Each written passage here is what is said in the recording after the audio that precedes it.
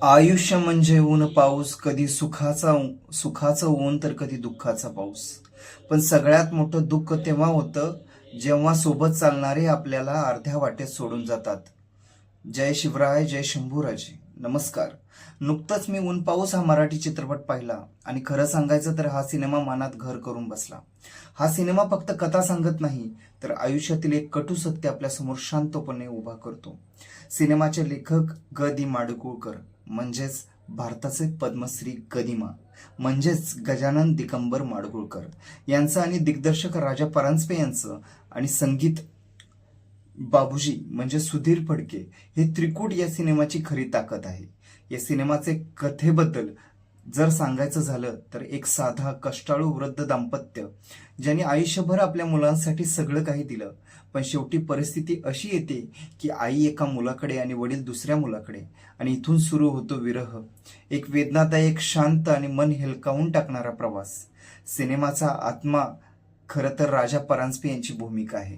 राजा परांजपे हे एक अभिनयाचा एक जिवंत अभिनयशाळा आहे असं वाटतं. बापू मास्तर करताना त्यांच्या डोळ्यातून दिसणारी वेदना आणि मनात दडवलेलं दुःख हे शब्दापेक्षा जास्त बोलतं. एक प्रसंग असा येतो की शांतपणे सगळं स्वीकारतात. तो क्षण प्रेक्षकांच्या मनाला आतून हेलकावून टाकतो.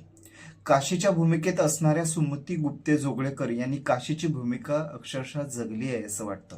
सत्यामध्ये ज्यावेळी ऊन पाऊस सिनेमा बनत होता त्यावेळी सुमती गुप्ते यांचं वय फक्त 33 होतं, पण त्यांनी या सिनेमामध्ये म्हाताऱ्या बाईची भूमिका करताना आपल्या अभिनयाची कसब दाखवली आहे.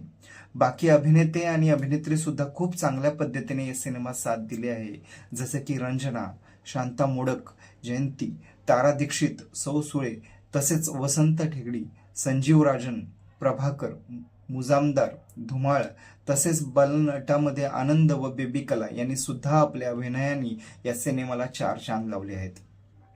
संगीताचा विचार केला तर मनाला भिडणारं संगीत सुधीर फडके म्हणजेच बाबूजी यांनी या सिनेमाला दिलं आहे.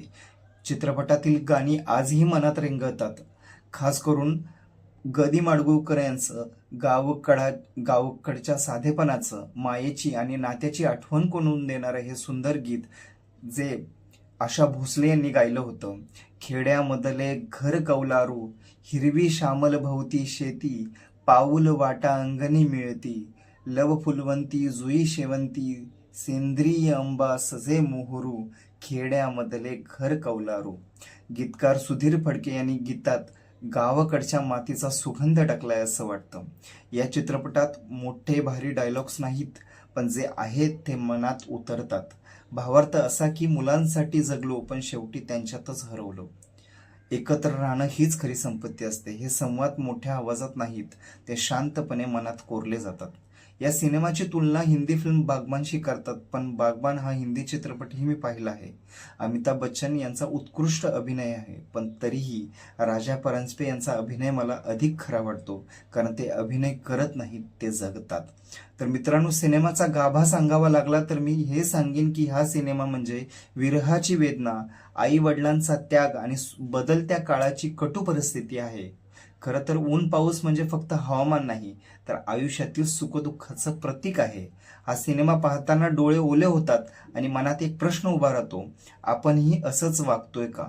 राजा परांजपे यांनी त्या काळात जो सिनेमा बनवला तो खरोखरच काळाच्या पुढचा होता.